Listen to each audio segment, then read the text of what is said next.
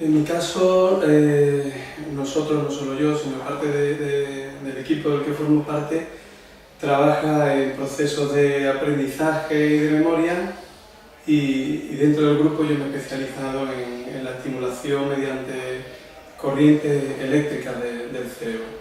Es un tipo de estimulación que se hace de forma no invasiva, por lo cual desde hace unos 10 años para acá pues está teniendo bastante interés en el campo clínico porque permite interaccionar con el cerebro, con las neuronas, sin necesidad de implantar ningún tipo de dispositivo en el paciente.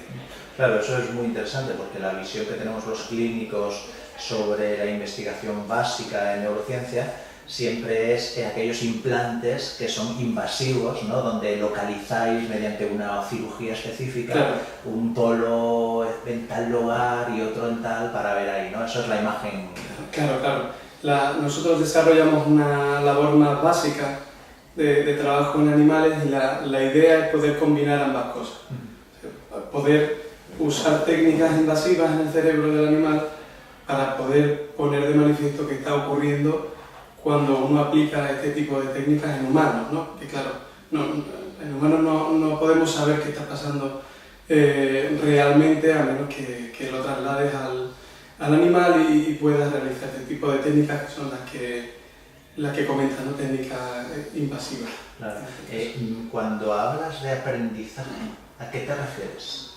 Bien, nosotros trabajamos con un tipo de aprendizaje que es muy básico, es el aprendizaje asociativo más básico que hay, que parte de los trabajos de Pavlov, en los cuales se asocian dos estímulos, uno suele producir una respuesta refleja y el otro estímulo inicialmente no está implicado en el proceso, pero si va repitiendo de forma casi simultánea ambos estímulos, al final el animal aprende, o el humano aprende a responder al estímulo inicial que no tenía nada que ver con la tarea, ¿no? Ese es el tipo de aprendizaje que nosotros usamos.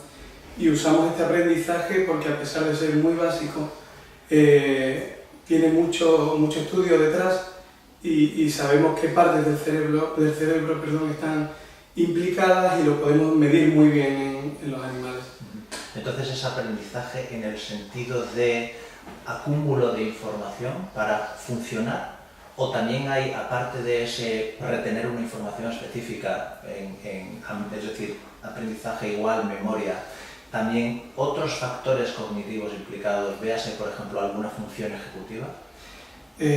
Claro, en principio cuando uno habla de memoria o de aprendizaje suele usar los dos términos de forma simultánea, aprendizaje y memoria, porque para memorizar algo hay que retenerlo, hay que aprenderlo, y para aprender tienes que tener la posibilidad de memorizar lo que la tarea que vas aprendiendo, ¿no? Entonces, en ese sentido, tenemos que abordar el aprendizaje junto con la memoria y en nuestro caso, en el tipo de aprendizaje con el que trabajamos nosotros, en el aprendizaje del condicionamiento clásico, en este caso no es un aprendizaje muy sofisticado en el sentido más cognitivo de la palabra, ¿no? Pero sí que de lo que se trata es que el animal debe aprender a evitar un estímulo como puede ser un soplo en el ojo, con lo cual el animal lo que debe hacer es anticiparse a algo que inicialmente le resulta molesto. No doloroso, pero sí molesto. Entonces, claro, es un tipo de aprendizaje muy básico. También hay estudios en paralelo que se hacen en humanos, con lo cual es perfectamente válido para humanos, pero bueno, quizás en un futuro, una vez que vayamos complicando y conociendo más acerca de este proceso, sí podamos dar el salto. Lo interesante para nosotros es que esta técnica se ha comenzado a usar en su forma actual en humanos, y eso quiere decir que los experimentos que hay tratan de abordar cosas muy complejas.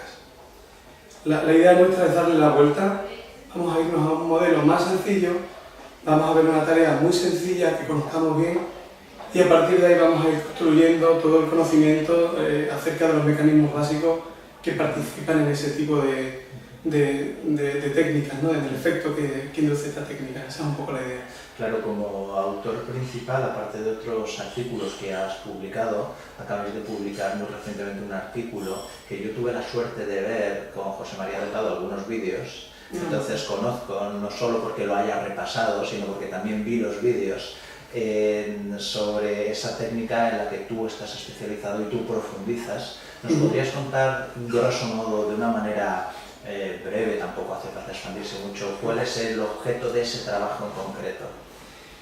En nuestro caso, el trabajo que publicamos recientemente en la revista PNAS americana, la idea, por un lado, era tener evidencias directas del efecto de la estimulación transcraneal sobre la corteza cerebral. Hasta el momento, casi todo lo que se hace en humanos origina cambios que se miden de forma indirecta.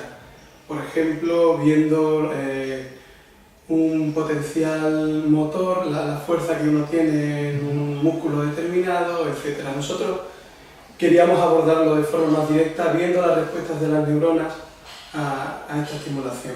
Entonces, el primer objetivo fue caracterizar cómo responde la corteza cerebral a un estímulo sensorial, viendo si con ambas polaridades, si con la estimulación eléctrica anodal y catodal, la única diferencia es el flujo, la dirección del flujo de corriente sobre el cerebro, viendo cómo modificaba la respuesta de estas neuronas, ¿no?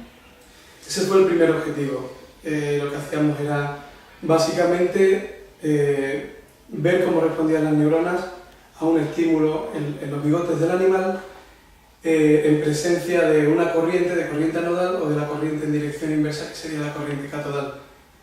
El segundo objetivo era ver si estos fenómenos se mantenían a lo largo del tiempo, si tenían un efecto a largo plazo, y pudimos comprobar que para una de estas dos polaridades en la estimulación había un buen efecto posterior que se mantenía durante muchos minutos, lo cual abre la puerta a posibles aplicaciones terapéuticas para mantener, por ejemplo, menos excitada la corteza cerebral, cosa que es muy importante en procesos epilépticos o en procesos de atonía muscular, etc.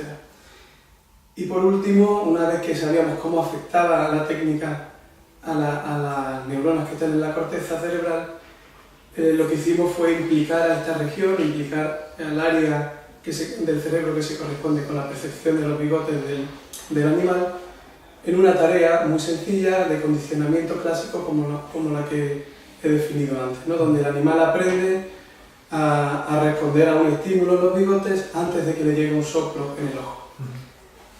Los resultados fueron muy interesantes porque lo que pudimos observar es que aplicando corriente anodal, que es la que excita la corteza cerebral, más que la excita, lo que hace es aumentar la probabilidad de disparo de las neuronas, eso que se llama ahora neuromodulación.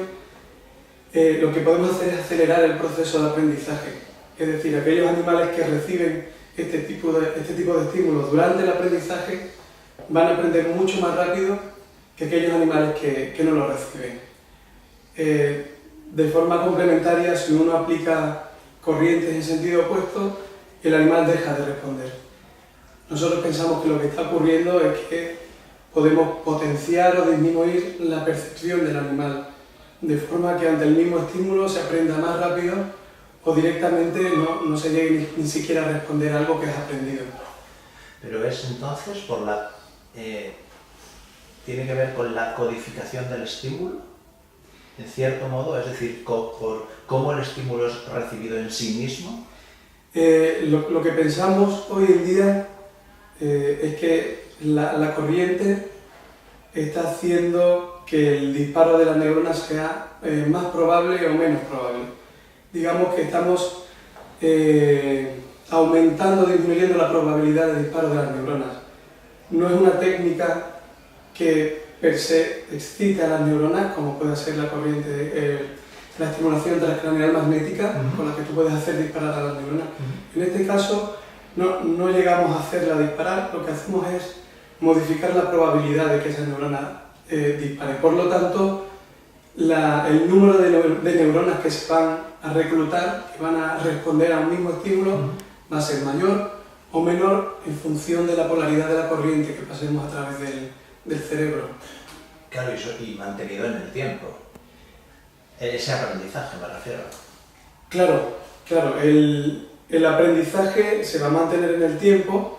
Lo interesante es que al menos para una de las dos polaridades, y esto ha sido también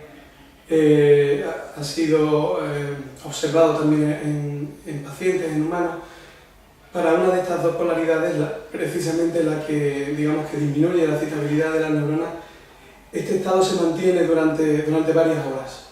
Por lo tanto, lo que nosotros proponemos es que gracias a esta técnica uno puede ayudar a adquirir nuevos conocimientos, sobre todo puede acelerar el proceso. Claro, esto lo hemos probado en una tarea de aprendizaje muy sencilla y ahora queda un largo camino todavía, ¿no? Claro, pues sin embargo esto, por lo que yo puedo haber leído y además te escucho, lo que nos da es un buen patrón a la hora de poder pensar o elucubrar, hacer una hipótesis acerca de si tenemos estos datos y ahora pensamos en personas, seres humanos lesionados, ¿cómo puedo yo contribuir a que ese cerebro lesionado recupere cosas que perdió o que al menos están latentes de nuevo esperando que alguien las estimule? Y bien, por otro lado, otras zonas que no se han dañado también pueden dar lugar a una, entre comillas, mejoría, si eso puede ser, en su funcionamiento, de cara también a la recuperación. Claro, ahora digamos que en los últimos 10 años, porque el primer artículo donde se publica esta técnica en su forma actual aparece en el año 2000, desde entonces se ha ido desarrollando un poco lo que es la base de esta técnica y ahora sobre todo los esfuerzos van orientados a aplicarlo en patologías. Hay buenos resultados, por ejemplo, con la isquemia cerebral, con el infarto cerebral. Parece que la aplicación de esta técnica justo después del infarto cerebral permite que la lesión no sea tan grande.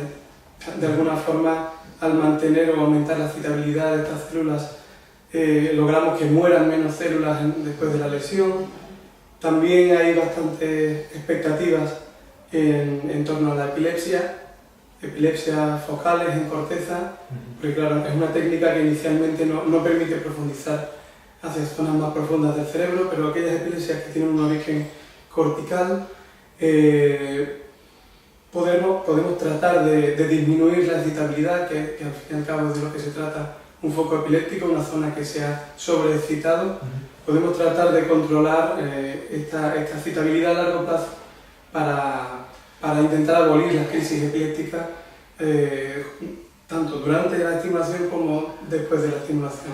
Claro, el problema está por ejemplo, en ese ámbito que has contado de la epilepsia, ¿cómo aplicas una estimulación no invasiva como la que hacéis en un paciente que tiene un paroxismo focal que está muy delimitado, por ejemplo, en la corteza temporal izquierda, en una localización específica, en el momento de la crisis? Porque tú no puedes prever esa parte segunda, si yo no lo he entendido mal, no sabiendo yo de esto casi nada, por no decir nada, es que si tratáis o en un futuro de si podéis aplicar esa misma técnica a esa zona en concreto en condiciones de no estar teniendo nada, no está teniendo en ese momento un ataque epiléptico, el hecho de tratarla de una determinada manera, esa zona de corteza puede dar lugar a una disminución de crisis en un futuro. Claro, ahí hay una doble aproximación, hay un gran interés y hay algunos trabajos al respecto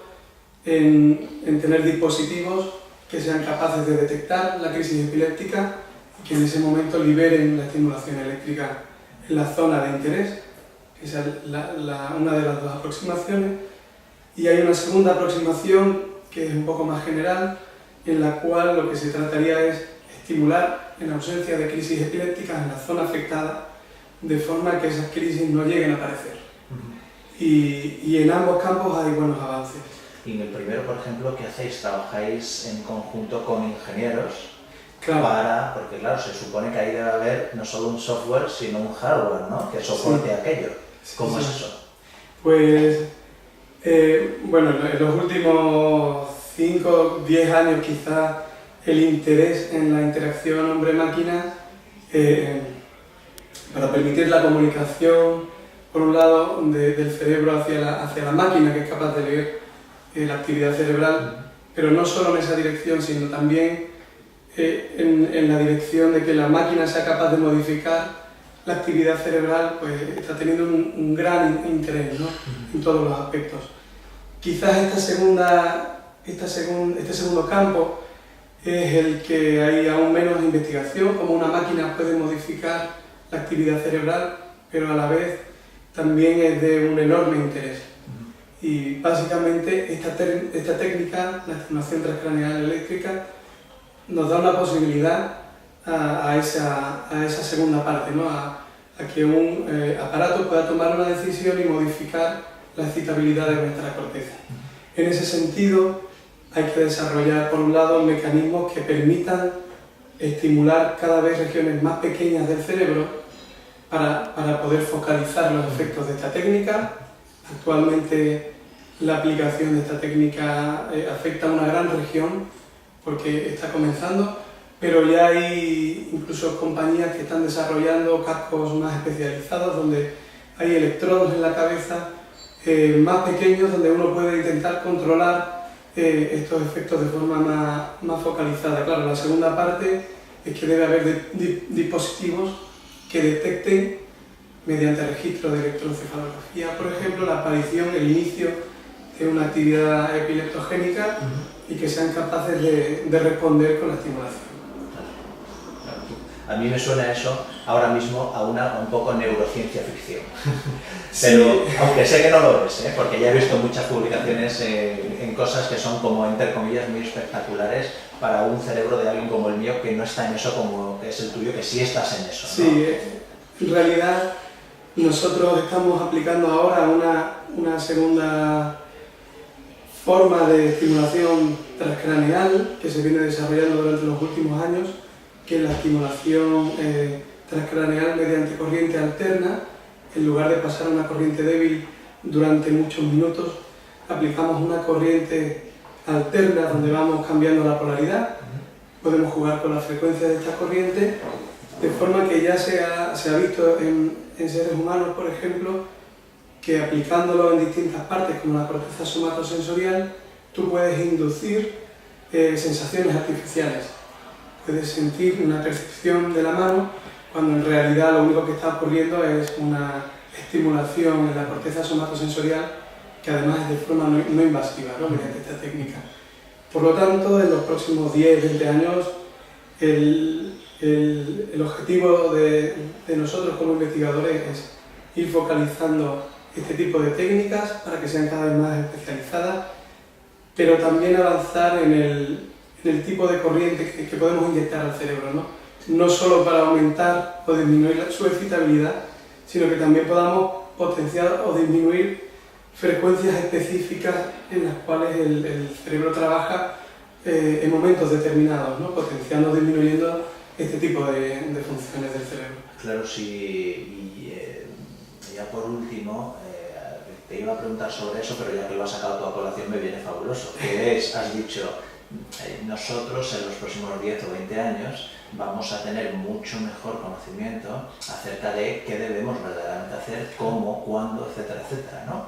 Bien, cómo eso, cuándo va a llegar un momento en que sea verdaderamente trasladable a un modelo humano, en el sentido de un modelo de enfermedad humano, véase como los que has nombrado, por ejemplo, la isquemia, por ejemplo, la epilepsia, u otros, donde verdaderamente sea algo que inmediatamente y de manera prácticamente como se receta una aspirina, pues se pueda por parte de los neurólogos o los neurocirujanos o quien corresponda prescribir una actuación específica. Por un lado, la traslación al trabajo con humanos, este es un caso particular en neurociencia, por lo menos bajo mi punto de vista, porque es una técnica que ha comenzado a desarrollarse en humanos y en la cual los modelos animales como en los que yo trabajo hemos ido avanzando de forma posterior. Entonces, en realidad, el trabajo en humanos ya se está haciendo, ya se está aplicando de forma experimental, eso sí, en pacientes con infarto cerebral, en pacientes con epilepsia. Hay multitud de hospitales que ya realizan este tipo de estimulación. Hay que tener en cuenta que para este tipo de estimulación no necesitamos ningún aparato sofisticado, a diferencia de otros tipos de estimulación cerebral.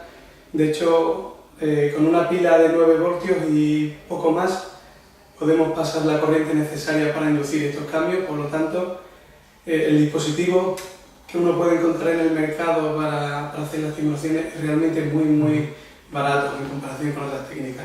Está facilitado y ha hecho que en muchos hospitales ya se esté haciendo.